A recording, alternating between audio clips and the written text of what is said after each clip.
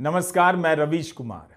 अगर चाहने से कोई पुरस्कार ना मिले तो मायूसी होती है, लेकिन बार बार मांगने से ना मिले तो बेइज्जती होती है। नोबेल शांति पुरस्कार की घोषणा हो चुकी है। अमेरिका के राष्ट्रपति ट्रंप को यह पुरस्कार नहीं मिला है। असल में सच पूछिए तो जिन्हें पुरस्कार मिला है उनकी चर्चा में वो मजा नहीं जितना मजा ट्रंप को नहीं मिलने की चर्चा में है। मगर यह ठीक नहीं होगा कि हम मरिया कोरिना मचाओ की चर्चा ना करें। मरिया वेनेजुएला की हैं और जिन अधिकारों को लेकर लड़ती हैं उसे भारत का गोदी मीडिया 100 बार राष्ट्र विरोधी बताएगा। फिर भी उन्हें क्यों दिया गया है, हम इसके बारे में इस वीडियो में बताएंगे। आज भी ऐसे लोगों को शांति पुरस्कार क्यों दिया जा रहा है जो लोकतंत्र के लिए लड़ते हैं?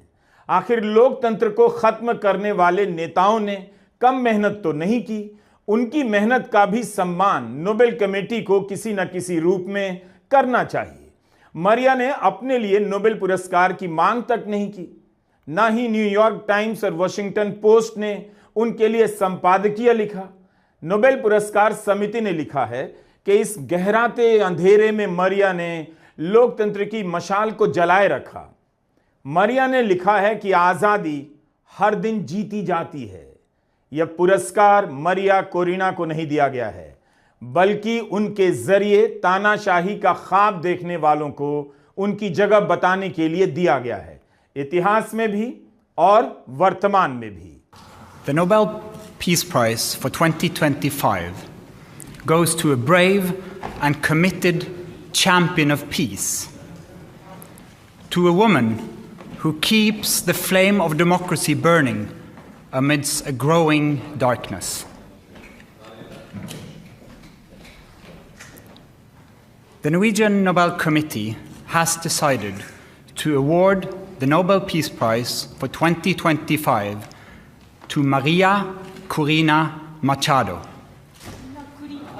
She is receiving the Nobel Peace Prize for her tireless work promoting democratic rights for the people of Venezuela and for her struggle to achieve a just and peaceful transition from dictatorship to democracy. किस लिए मरिया को यह पुरस्कार दिया गया है, उसे सुनकर भारत में भी बहुतों को अच्छा नहीं लगेगा। मरिया को जिन कार्यों के लिए पुरस्कार दिया गया है, भारत भी आज उन्हीं सवालों से जूझ रहा है। मुमकिन है यह नाम सुनकर ट्रंप को झटका लग जाए, लेकिन उससे ज्यादा उनके नए दोस्त पाकिस्तान के प्रधानमंत्री शाहबाज शरीफ को भी लगेगा, क्योंकि ट्रंप को शांति का पुरस्कार दिए जाने की सिफारिश करने वाला देश पाकिस्तान ही था। लगता है अभी उसका प्रभाव इतना नहीं हुआ है कि नोबेल पुरस्कार समिति ट्रंप के समर्थन में उसके प्रस्तावों को गंभीरता से ली। इस्राएल के प्रधानमंत्री ने भी अपने ट्विटर हैंडल से नोबेल का शांति पुरस्कार दिए जाने की मांग की है ट्रंप के लिए। ट्रंप को तो नहीं ही मिला। बिना बात के ट्रंप ने ओबामा को लपेट लिया कि उन्होंने क्या ऐसा कर दिया कि राष्ट्रपति बनते ही शांति पुरस्कार दे दिया गया। He got elected and they gave it to Obama for doing absolutely nothing but destroying our country. No, he was not a good president. The worst president was Sleepy Joe Biden, but Obama was not a good president. Are you going to do something with the They gave him a prize. How many months after he won the election, then they gave him the Peace Prize, right? It was right after he was elected. वैसे इसी साल जनवरी के महीने में Trump ने मरिया Corina मचाओ की तारीफ की थी और मुक्त वेनेजुएला के लिए लड़ रहे लोगों को स्वतंत्रता सेनानी कहा था। अब ट्रंप क्या करेंगे पता नहीं, लेकिन यह दिख रहा था कि नोबेल शांति पुरस्कार पाने के लिए क्या क्या कर रहे थे। खुद ही 50 बार बोल चुके हैं कि भारत और पाकिस्तान के बीच जंग रुकवा दी, और भी कई देशों के बीच जंग रुकवा दी। गार्डियन अखबार ने लिखा है कि ऐसा कभी नहीं हुआ कि किसी राष्ट्रपति की विदेश नीति नोबेल पुरस्कार पाने की चाहत से इस हद तक प्रभावित रही हो। ट्रंप अगर इतने ही गंभीर थे तो कम से कम रक्षा विभाग का नाम डिपार्टमेंट ऑफ वॉर नहीं रखना चाहिए था। अपने आप को शांति का राष्ट्रपति कहने वाले ट्रंप रक्षा विभाग का नाम डिपार्टमेंट ऑफ वॉर रखते हैं। अब आप युद्ध के लिए विभाग भी बनाएंगे और शांति के लिए पुरस्कार भी चाहेंगे। ऐसा सिर्फ जॉर्ज ऑरवेल के 1984 में ही हो सकता है। It's too bad that I had to do these things instead of the United Nations doing them. And sadly, in all cases, the United Nations did not even try to help in any of them. I ended 7 wars, dealt with the leaders of each and every one of these countries, and never even received a phone call from the United Nations offering to help in finalizing the deal. All I got from the United Nations was an escalator that on the way up stopped right in the middle.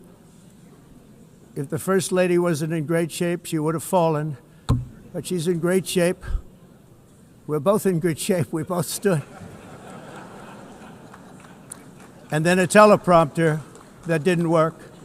These are the 2 things I got from the United Nations, a bad escalator and a bad teleprompter. Nobel पुरस्कार को लेकर Norway भी tension में आ गया था। उसने भी किसी अनिष्ट की आशंका में तैयारी कर ली थी। ट्रंप का कुछ भी ठिकाना नहीं।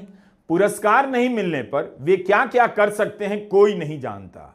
अगस्त में ट्रंप ने नॉर्वे के वित्त मंत्री से भी बात की कि टैरिफ और नोबेल पुरस्कार पर चर्चा करनी है। नॉर्वे के विदेश मंत्रालय ने बाकायदा बयान दिया है कि जब अमेरिका का राष्ट्रपति इतना अस्थिर हो, निरंकुशवादी हो, तब जाहिर सी बात है किसी भी चीज के लिए तैयार रहना चाहिए। 2024 के चुनाव से ठीक पहले विश्वगुरु भारत के गोदी मीडिया में खबर उड़ गई कि नोबेल पुरस्कार समिति के सदस्य आस्ले तोय ने प्रधानमंत्री मोदी की तारीफ कर दी है, उन्हें शांति का विश्वसनीय चेहरा बता दिया है। इसे लेकर गोदी मीडिया झूम उठा कि प्रधानमंत्री मोदी नोबेल के शांति पुरस्कार के दावेदार हैं। ऑल्ट न्यूज पर इस बारे में आपको पूरी रिपोर्ट मिल जाएगी। ट्रंप को नोबेल पुरस्कार क्यों नहीं मिला, इस पर ओस्लो के पीस रिसर्च इंस्टीट्यूट की अध्यक्ष नीना ग्रेगर ने कहा है कि WHO और पेरिस समझौते से बाहर होने के कारण उन्हें नोबेल पुरस्कार नहीं मिला। उन्होंने दुनिया में ट्रेड वॉर शुरू किया है। नोबेल पुरस्कार एल्फ्रेड नोबेल की वसीयत के मुताबिक दिया जाता है। ट्रंप ने जो किया वो नोबेल के उद्देश्यों के खिलाफ जाता है। मुझे लगता है, मेरी राय है कि ट्रंप को अल्फ्रेड नोबेल की वसीयत व्हाइट हाउस में लगा देनी चाहिए, रोज पढ़नी चाहिए और उसके अनुसार ही फैसले लेने चाहिए। आपको बता दें कि नोबेल पुरस्कार समिति 50 साल तक नहीं बताती कि किस किस का नाम आया था। मरिया कोरिना मचाओ के अलावा अन्य दावेदार इस साल कौन थे, 50 साल बाद पता चलेगा। 3 बच्चों की मां मरिया की उम्र 58 साल है, इंजीनियर हैं और उदारवादी नेता हैं। अपने ट्विटर पर उन्होंने लिखा है, वे अपने जीवन की कल्पना केवल वेनेजुएला और उसके लोकतंत्र में करती हैं। ट्विटर पर उन्हें 6 मिलियन से ज्यादा लोग फॉलो करते हैं। उनका कहना है कि आजादी हर दिन जीती जाती है। यह वीडियो उनके हैंडल का है। पिछले साल उन पर चुनाव लड़ने से प्रतिबंध लगा दिया गया, लेकिन दुनिया भर में इसकी निंदा हुई। कहा गया कि वेनेजुएला के चुनाव निष्पक्ष और मुक्त तरीके से नहीं हुए हैं। मरिया ने चुनाव हारने के बाद भी शांतिपूर्ण प्रदर्शन की बात की। नोबेल पुरस्कार समिति ने लिखा है कि मरिया वेनेजुएला में तानाशाही को हटाकर लोकतंत्र लाना चाहती हैं, इसके लिए कड़ी मेहनत कर रही हैं। मरिया राजनीतिक विपक्ष की एकजुटता की महत्वपूर्ण धुरी रही हैं। उन्होंने हमेशा फ्री एंड फेयर इलेक्शन की मांग की है। Y la verdad está en cada palabra que a partir de este momento seguimos pronunciando un solo grito de libertad del bravo pueblo de Venezuela. Maria Corina मचाओ विपक्ष की नेता हैं। Venezuela में Nicolas Maduro की तानाशाही हुकूमत 2013 से है। यह हुकूमत हर तरह से विपक्ष को कुचल रही है, मुकदमे में फंसा रही है विपक्षी नेताओं को और जेलों में डाल रही है। 2024 के चुनाव में विपक्ष की तरफ से राष्ट्रपति पद की उम्मीदवार मरिया थीं, लेकिन उनकी उम्मीदवारी पर रोक लगा दी गई। तब उन्होंने अलग पार्टी के उम्मीदवार का समर्थन कर दिया। मरिया 20 वर्षों से लोकतंत्र की लड़ाई लड़ते जा रही हैं। यह सब पढ़ते हुए लग सकता है कि भारत के बारे में कोई बोल रहा है, लेकिन नोबेल पुरस्कार समिति ने यह सब मरिया के बारे में बताते हुए लिखा है। ऐसा संभव है कि मरिया ने जिस तरह से चुनावों में धांधली को उजागर किया, आपको भारत के राहुल गांधी की याद आ सकती है। चुनावों में इतनी धांधली हुई कि मरिया ने लाखों कार्यकर्ताओं को चुनाव पर्यवेक्षक के रूप में ट्रेनिंग दी और उन्हें तैयार कर दिया। सरकार के भय को नकारते हुए लाखों पर्यवेक्षक वेनेजुएला के चुनावों पर नजर रखने लगे और बूथों पर पहरा देने लगे। सारी दुनिया को बताया कि यहां चुनावों में धांधली हुई है।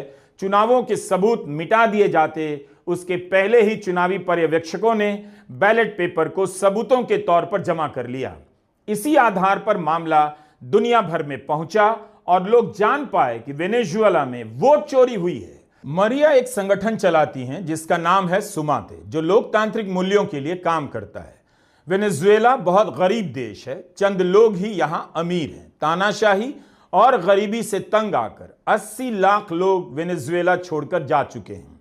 नोबेल पुरस्कार समिति ने लिखा है कि स्थायी शांति के लिए लोकतंत्र बहुत जरूरी है।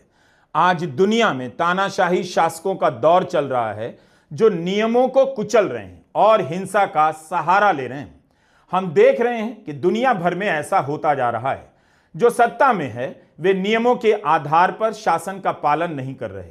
आजाद मीडिया को चुप कराया जा रहा है, आलोचकों को जेल में डाला जा रहा है, समाज को सैनिक और तानाशाही के शासन की तरफ धकेला जा रहा है। 2024 में पहले के वर्षों की तुलना में ज्यादा चुनाव हुए, लेकिन बहुत कम चुनाव ऐसे हुए जो फ्री और फेयर थे।